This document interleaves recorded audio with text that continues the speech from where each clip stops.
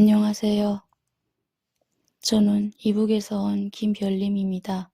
여러분, 저는 2015년 12월 30일 날 경상북도 포항에 정착했고, 자유민주주의 국가인 대한민국은 돈 없고 권력이 없고 힘없는 가난한 집은 죽어야 한다는 것을 이제야 뼈저리 느꼈습니다.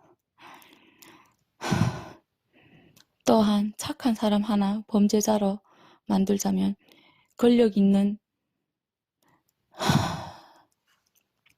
권력만 있으면 그 가난한 사람을 범죄자도 되더라고요. 이게 바로 대한민국이고 이게 바로 현실입니다. 저는 어디 가서 나의 스토리 공개 안 합니다. 너무 자신이 부모 없이 살다 보니까 사람들한테 왕따 당하고 망신스럽고, 그래서 저는 공개를 안 하고 이 자리에서 제가 너무 억울하고 대한민국에 목숨 걸고 와서 그냥 새끼를 지키자는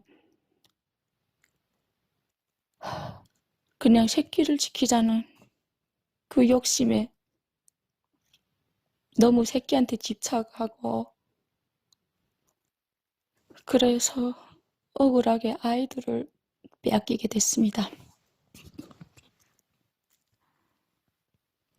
저는 3살 때부터 16살까지 할머니 손에서 자랐고, 나의 부모 3살 때 서로가 이혼하고 서로가 나를 버렸고, 엄마는 다른 남자와 바람 피우다가 할머니한테 현행 체포당해서 이혼하고 바람난 그 남자랑 딸 둘이 낳고 산다고 들었습니다. 엄마의 얼굴은 항상 궁금했지만 저를 거부했고, 아버지는 다른 여자와 결혼하고 그 여자한테 빠져서 그렇게 나를 버리게 됐고 외면했습니다. 가족이란 단 하나밖에 없는 할머니였고, 그 할머니 나의 어머니이자 나의 아버지였고, 할머니가 능력이 안 되니까 유치원과 학교도 못 다니고, 학교는 다닐 수 있었지만 교복 한 벌 사지 못해서 결국 학교 못 다니게 됐고, 동네 애들은 나보고 까막눈이라고 놀려줬어요. 할머니는 능력 없으니까 굶는 날이 많았고, 밥 먹는 날이 기억이 안 날 정도로 배고팠고, 너무 배고파서 길가에 다니다가 사람들이 먹다가 버린 음식도 주워 먹고, 가을이 되면은 서들이 가을 할라 다니니까 서들이 길가에 똥을 싸면 그 똥 안에 옥수수 알맹이 있기에 그걸 나무 꼬장이 가지고 헤쳐서 골라서 깨끗이 씻어 구워 먹기도 했죠. 그러던 어느 날 길가에서 모르는 분을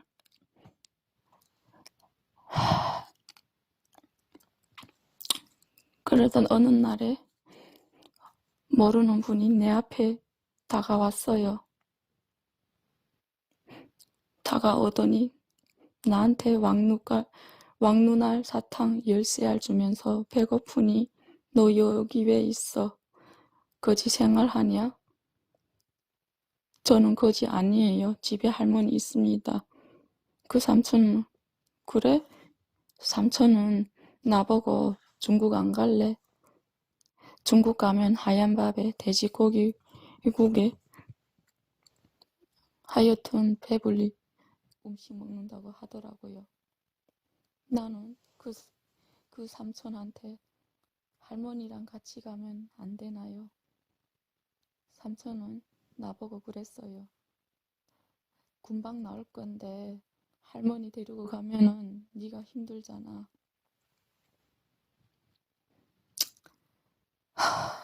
나는 그랬어요. 그쪽에 가면 저는 할머니 많이 보고 싶으면 어떻게 해요? 삼촌은 나보고 그랬어요. 내가 중국에 갔다 올 때까지 할머니를 돌봐주겠다고요. 저는 그래서 그 삼촌의 말 듣고 연변 조선족 식당에 가면은 설거지하면 한 달에 중국 위안 5,000원 나한테 준다고 했어요. 한 달에요.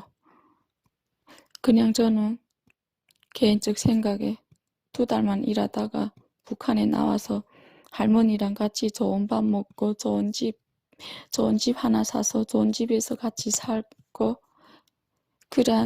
진짜 그런 상상에 빠져서 얼른 중국으로 떠났고 2006년도 12월 23일 날에 두만강 건너 중국 장백에 도착했고요. 그때는 새벽 3시쯤 됐어요.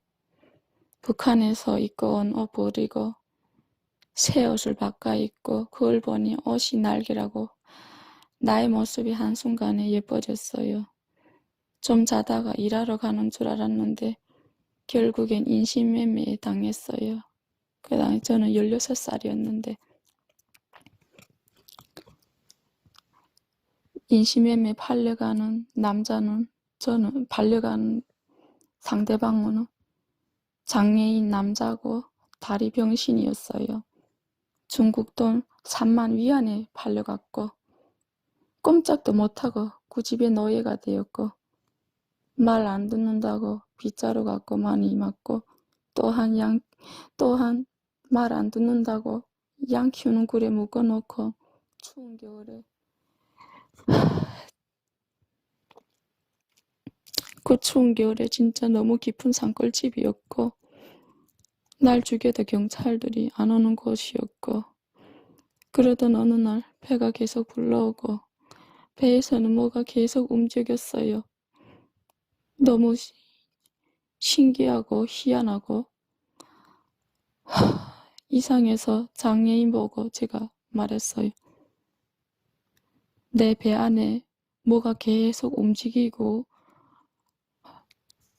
계속 이렇게 배가 많이 아프다.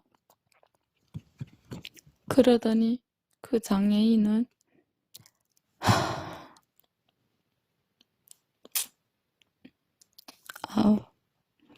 그 장애인은 당나귀 타고 주변 보건소에 갔어요. 보건소 간 결과가 임신 8개월이었대요. 저는 놀랬어요. 나한테 설마 아이가 가진다고? 나한테 설마 내 몸 안에 아기가 있다는 것을. 배 안에 아이 있다고 하는데 그 아이는 어떻게 빼야 하는지 한 달 넘게 그것만 고민했어요. 그러던 어느 날 갑자기 배가 아팠고 뱃속의 아이는 진짜 상상도 못했던 곳에서 나올 줄이야. 2007년 12월 달 아이 나오니까 이젠 감시 안 했어요. 아이 안 낳았을 때는 감시 많이 했고요. 아이 나온 지 일주일 좀 넘어서 그 무서운 집에서 탈출했고 탈출해서 시내까지 왔고요. 일할 곳을 찾았고 빨리 북한에 가야 하니까 할머니도 보고 싶었지만 내가 계획했던 돈만큼 벌어서 그렇게 벌어서 나가야 할머니랑 행복하게 살 수 있었고 그래서 저는 세차장에서 열심히 일하고 한 달에 중국 위안 700원 그렇게 벌고 하루는 세차장 사장님께서 너 혹시 북한에서 왔지? 나는 그랬어요. 아니에요. 갑자기 속이 떨렸어요. 북한에 북송당할까봐. 나는 자수해서 나가야 할머니랑 같이 있을 수 있으니까. 그래서 눈치 보다가 도망쳤어요. 택시기사한테 멀리 가주세요 하고 가는 도중 택시기사 얘기하더군요. 나보고 북한 사람이지. 참 일이 많이 꼬이더라고요. 그래서 저는 대답했어요.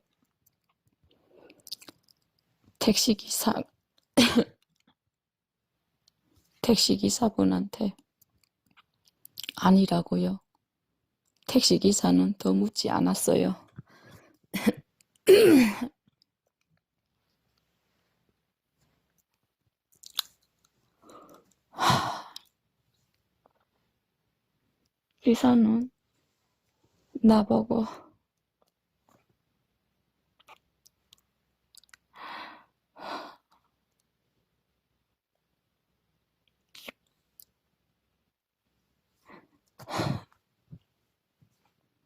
기사는 나보고 얘기했어요. 우리 장모님이 목욕탕에서 일을 하는데, 목욕탕 운영하는데 월급도 높고 여튼 구수한 소리 하길래 저는 그 택시기사 따라갔습니다. 목욕탕이고, 그리고 좀 앉아있는데 내 소지품 내놓으라며 가방 주고 할머니한테 갖고 가야 할 돈은 항상 스타킹 안에 넣어 배에 감고 있었는데 돈 빼앗았고 이러지 말라고, 내 돈이다고 이렇게 외쳐도 안 됐어요. 협박하고 하여튼 그때는 핏눈물이 났고 서러웠고 반항도 못하고 밖에 못 나가고 갇혀서 일만 했어요. 아침 5시에 일어나면 청소하고 손님 들어오면 때 밀어야 하고 그만큼 힘들었습니다. 그렇게 일하다 보니 적응이 돼서 일은 덜 힘든데 고향 생각과 할머니 생각에 간절하고 가게 주인은 울면 운다고 욕해 반항도 못하고 도망치려고 몇 번 시도 해봤으나 그놈의 집에 카메라 때문에 기회는 항상 없었습니다. 그러던 어느 날 나보고 시집 간대요. 주인이 나보고 그러더군요. 내가 너한테 소개해준 남자는 잘생겼고 그리고 애 낳으면 경제권 나한테 주기로 했대요. 나는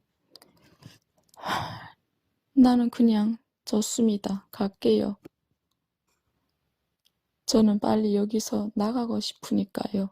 밖에 흐름도 보고 싶고 어느 날 그 남자 만났고 보기에는 착해 보였고 그 남자 집에 따라갔어요. 갔는데 집은 깨끗하고 살만했고 같이 살다 2011년 10월 달에 떡돌 같은 아들을 낳게 됐죠. 진짜 아들은 예뻤습니다. 너무 사랑스럽고 꼭 씹으면 피 안 날 정도로 그렇게 예뻤고 아이 낳고 이제는 사니까 경제권 주라 했더만 나한테 달라고 했어요.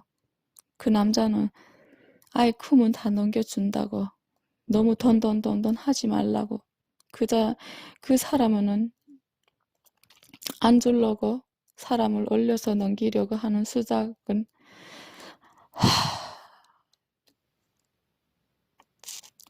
그냥 올려서 저를 그냥 계속 넘기려고 하는 수작이더라고요. 나는 그랬어요. 약속대로 하자. 돈 좀 달라.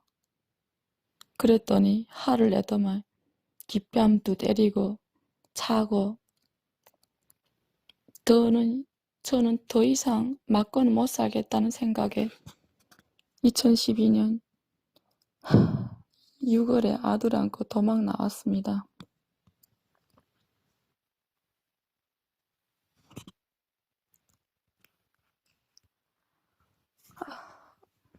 너무 죄송합니다.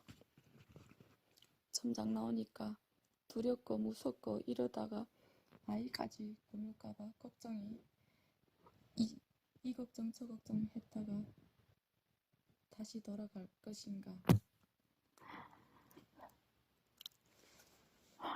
아니면 어떻게 할까 생각 중에 노래 주점 앞에서 구인구직 적혀 있더라고요. 들어가서 안 되면 다시 집에 들어가고 아이 안고 받아주시면은 여기서 받아주시면은 저는 그냥 아이같이 여기서 일하고 그냥 나만의 자유를 찾고 싶었습니다.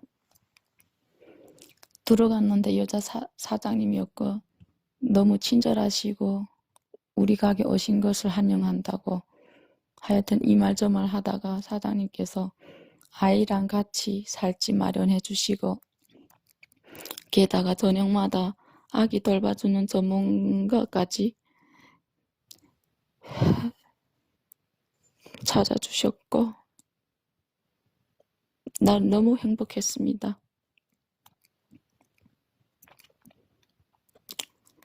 이제는 나는 자유가 있으니까요. 이렇게 안정을 되찾고 나는 열심히 일한 대가 한 달 월급 4,200원 받았고 얼마나 기분이 좋은지 기분이 좋았지만 우리 아기 불쌍하고 또한 아기 때문에 북한에도 못 가고 그렇다고 북한에 가기 위해 친아빠한텐 줄 수는 없고 그냥 할머니 조금 멀리 했어요. 아기랑 같이 북한에 가고 싶었지만 북한 당국은 다른 나라 종자라고 바로 죽여버리니까 그게 나는 두렵고 그래서 나는 그냥 내 아들을 지킬 수밖에 없었고 저는 또한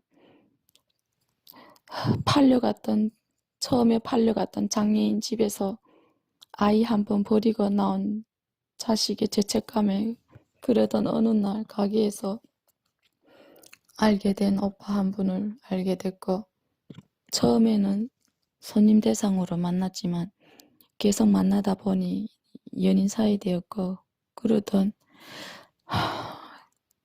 그러다가 만난 지 얼마 안 돼서 그 사람은 나의 사정을 알고 내가 그 누구보다 강하고 오직 새끼 지키겠다는 마음으로 북한에도 못 간다는 것을 알게 되었고 그 남자는 그렇게 나랑 자기 고향으로 같이 가자고 하였습니다. 나는 결심했습니다. 이 남자가 내 아들을 인수를 지켜줄 수 있다는 거 알기에 2013년 상하이로 같이 떠났습니다. 우리 3명은 상하이 도착했고 아주 신세계였어요. 상하이는 동북에 있는 심양보다 멋지고 아주 꿈 같았어요. 오빠 집에 거의 도착할 때 오빠는 그랬어요. 저 앞에 우리 집이다. 저는 놀랐어요. 어떻게 저런 멋진 아파트가 도착하니까 엘리베이터이라는 거 처음 봤고 또한 20층 되는 아파트는 살다가 제가 처음 보는 거라 실감이 안 갔어요. 그리고 집에 들어가니 궁전 같았고 저는 오빠에게 물어봤어요. 오빠는 왜 아무것도 없는 나를 선택을 했어? 오빠는 저에게 말을 했어요. 나는 네가 좋다는 것보다 자기 자신도 위험한데 새끼 지키는 네가 너무 마음에 끌렸어. 그래서 너는 앞으로도 변함없이 이대로 쭉 살면 좋겠어. 라고 나보고 말을 했어요. 살다 보니까 아들이 유치원 가야 하는데 국적이 없으니까 유치원 못 가는 상태고 또한 중국은 세대별로 인구조사하러 가끔씩 오고 항상 아이와 나는 두려움에 살았고 그렇게 지내다가 얼마 후 노트북으로 한국 영화 보다가 한국 영화를 제가 본다고 사이트에서 이제 만나러 갑니다 프로그램을 보게 되었고 그 화면의 밑에는 북한 주민구원단체 번호가 있었고요. 앞번호는 02로 되어 있고 한동안 고민 끝에 나는 오빠에게 물었습니다. 저기 오빠 나 한국 가면 안 되나? 오빠는 그랬습니다. 말도 안 되는 소리 그만하고 그냥 제 말이가 농담인 줄 알았고 네가 여건이 있나 뭐가 있어 비행기 타고 여건이 없으니까 비행기도 못 타고 그러면서 장난으로 알아듣고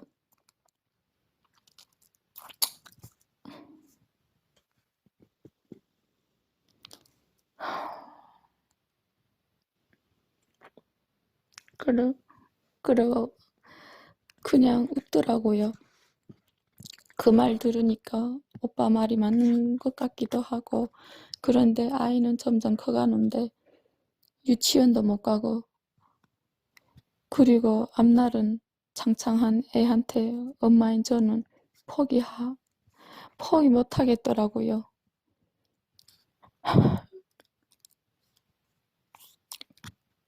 저는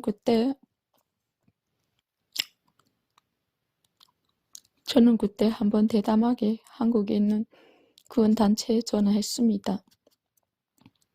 한국 가는 경로를 들으니까 떨리고 무섭고 만약에 잡히면 북한에 북송당하면 바로 청살당한다는 것을 알기에 일단은 상대방한테 생각 좀 하고 연락드릴게요 하고 저는 전화 끊고 생각하다가 오빠에게 물었습니다. 오빠 나는 한국에 꼭 가야겠다.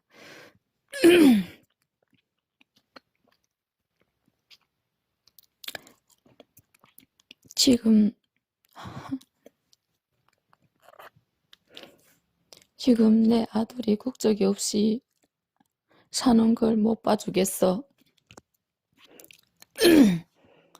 생각해봐. 국적이 없으면 내 아들은 평생 나처럼 까막눈이 되어야 하고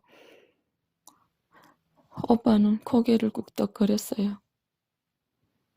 가는 경로 얘기 해봐라고 했고요.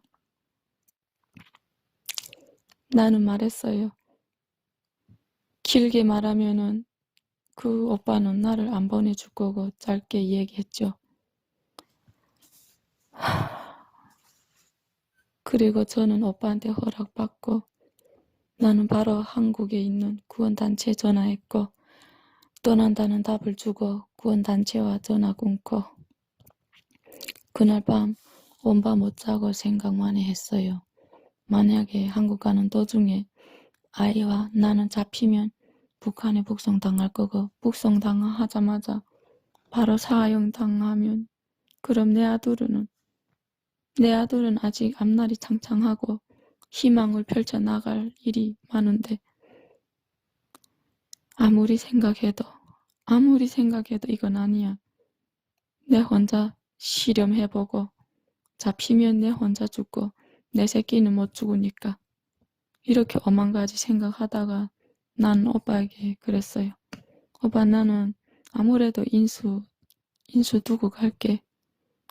만약에 내가 4개월 전까지 연락 없으면 인수 친아빠한테 좀 맡겨라. 그러자마자 말을 하자마자 오빠는 놀랐어요. 저한테 그러더군요. 너 한국 안 가면 안 되나?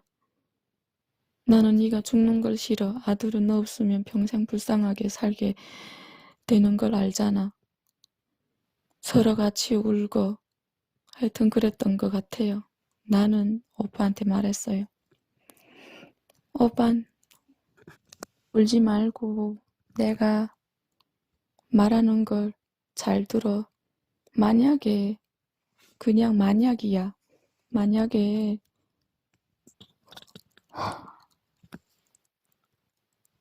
그래 만약에 내가 연락이 안 되면은 그렇게 나의 부탁 좀 들어줘.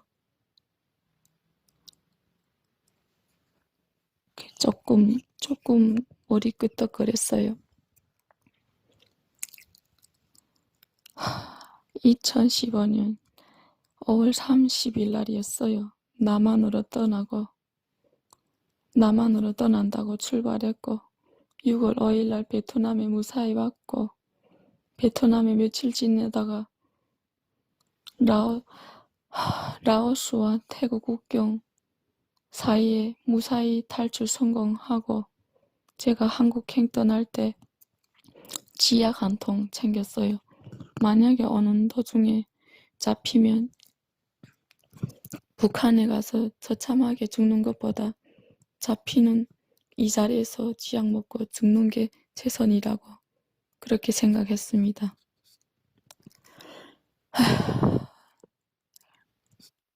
라오스 메콩강에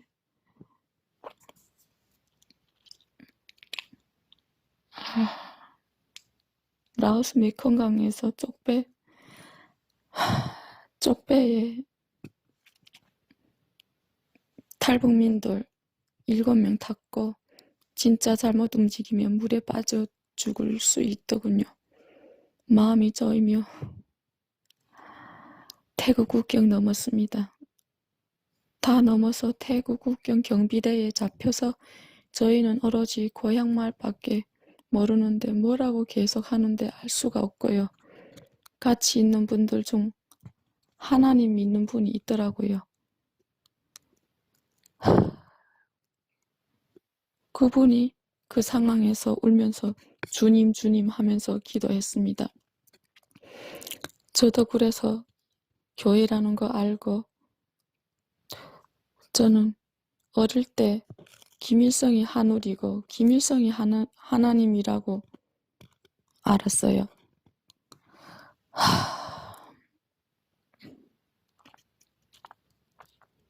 그런데 김일성이보다 더 좋은 예수님이 있다는 것을 알게 되었고 예수님을 태국에서 알았답니다. 그래서 태국 경찰에 잡혀서 통역원이 필요한데 서로가 말을 모르니까 참 깝깝했어요. 그 속에서 제가 영어로 차이나 하니까 중국 통역원 부르더군요. 제가 중국말로 쭉 얘기했죠. 저희는 한국 사람이다. 라오스 여행 왔다가 여권 전부 잊어버렸다. 빨리 우리 모두를 대한민국 대사관에 보내달라 했는데 그때서야 우리는 한국이 영어로 사우스 코리아, 북한이 노스 코리아 알게 되었고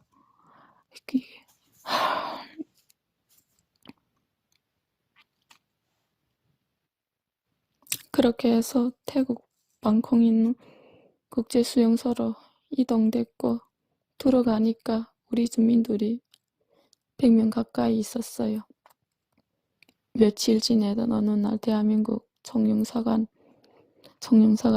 하나하나 조사 좀 하다가 서류 몇 장 건네주었어요. 그 서류는 가고 싶은 국가 선택 서류였습니다. 영국, 캐나다, 미국, 호주, 대한민국 여튼 많았고요. 나는 그 수많은 국가들 중에 한눈에 보이는 건 대한민국 선택했고 저는 거기에 사인했습니다. 진짜 한국 와서 이렇게 한국 정부에서 이유 없이 아이 빼앗아간다는 걸 알았더라면 차라리 미국이나 영국이나 캐나다 갔을 거예요.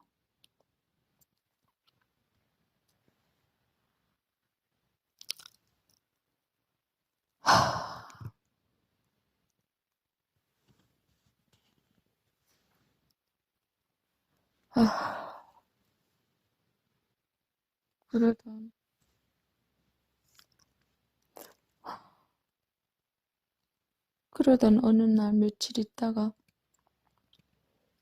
2015년 7월 달이어서 그게 아마 7월 13일 날이었어요. 아시아나 항공 비행기 탔고 비행기 난생 처음이라 멀미야 머리 아프고 하늘에서 비행기 떨어질까봐 걱정이에요. 가지가지한 생각 많이 했습니다. 그리고 그 다음날 아침 6시 반쯤 내가 그렇게 원했던 대한민국 입국했고 내가 그렇게 보고 싶었던 대한민국이 참 아름다웠어요. 비행기에서 턱턱 내리려고 하는데 저는 승무원한테 물어봤어요. 저기 혹시 여기 한국 맞나요? 저는 실감이 안 나서요. 승무원은 나한테 그랬어요. 맞습니다. 대한민국 인천공항입니다. 마음이 이제야 풀리는 것 같았어요. 그전에는 제 생각에 여기 평양국제공항 같았고, 딱 내리니까 까만 안경 쓴 국적원 직원들 몇 명 나왔고, 저희 한 명 한 명 악수했고, 그 다음 날이 아니고요. 그 다음이에요. 그 다음에 날카로운 한 분이 우리에게 다가오면서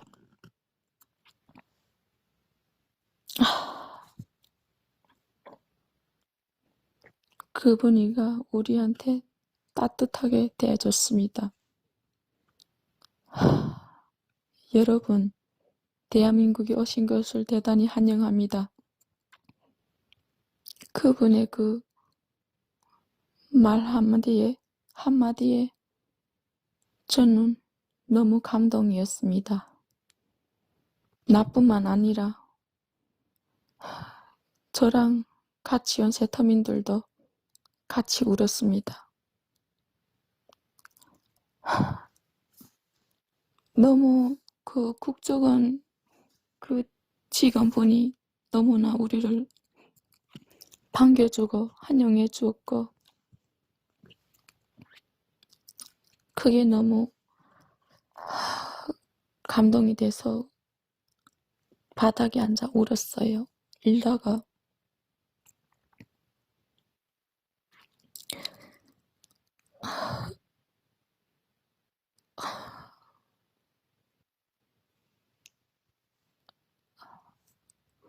울다가 진짜 눈물을 못 감추겠네요.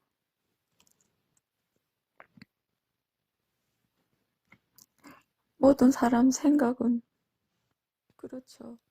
우리는 같은 언어, 같은 글씨, 같은 조선 사람이고 또한 같은 핏줄인데 한 형제인데 왜 우리는 이렇게 헤어져 살았던가. 그렇게 하다가 국정원에 들어갔답니다. 들어와서 조사받는 중 조사관에게 중국의 상하이에 있는 아들한테 전화했고 무사히 도착했음을 알렸고 3개월간 조사받고 하나원이라는 데 이동하였고 하여튼 총 6개월 있다가 2015년 12월 30일 날 경북 포항에 도착했습니다. 국정원은 나한테 구민 임대 빌려줬고 정착금 400만원 주었고 그 돈 400만원은 브로커 빼앗아갔고 제가 중국에서만 위안 갖고 온 중에서 이리저리 쓰다 보니 2,000위안이 있었어요. 그걸 한전하니까 40만원 정도였고 그 돈 갖고 혼자 살다가 누구 소개로 일하게 되었고요. 한국에서 어디 열심히 살겠다는 생각에 닥치는 대로 별의별 일 다 했고요. 북한에 할머니 있으니까 브로커한테 돈 200만원 주고 할머니 찾아달라고 부탁했고 브로커에게 연락이 왔는데 할머니는 2014년도에 사망했고 하늘이 무너지고 가슴이 아픈 일이죠. 할머니는 나한테 어머니이자 아버지 같은 존재였는데 그렇게 위대하신 분이 영영 다시 볼 수 없다니까. 또한 중국에 있는 내 아들도 데려와야 되고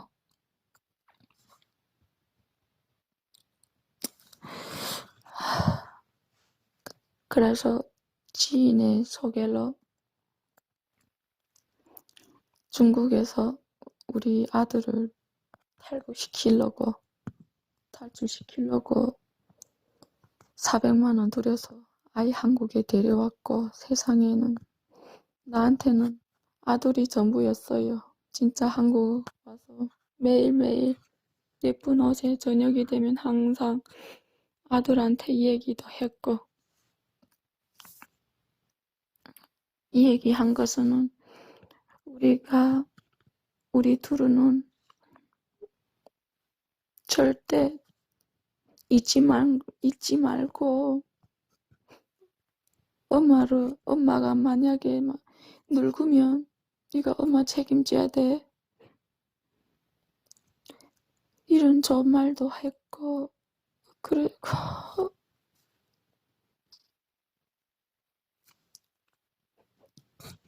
그러면 우리는 그때는 너무 행복했고, 나의 행복했던 나나들 보면 그때가 제일 좋았어요. 그 다음에는 상해에 있는 오빠랑 같이 한국 와서 살려고 여행사 통해서 국제결혼 신청했고, 대한민국 청령사관에 중국분 초청 비자 받으려고 하니까